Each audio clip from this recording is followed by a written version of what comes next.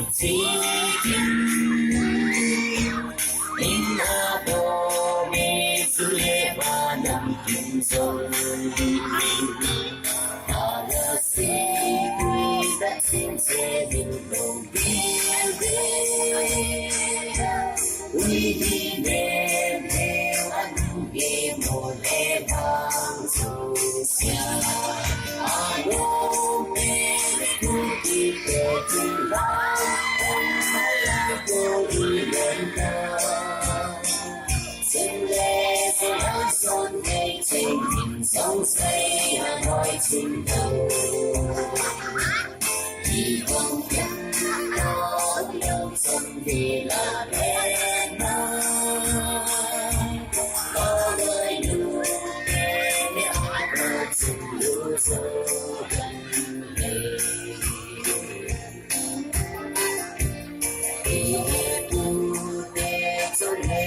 很多路过，幸福人这并一趟经验，还有我见你的人生在哪里？把电话拿过去。阿罗贝你不必的知道，让我爱多一点吧。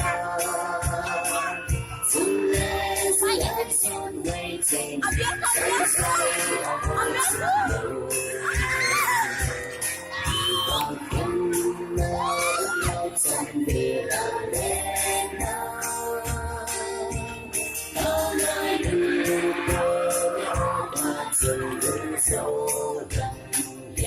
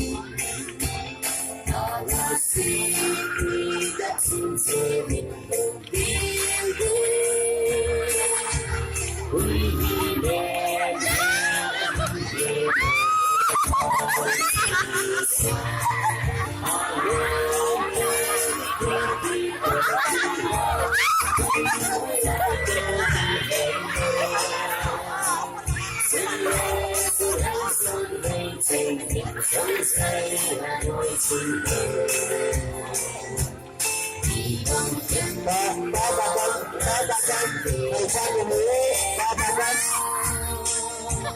Pangay lupi ni Okat sa luso.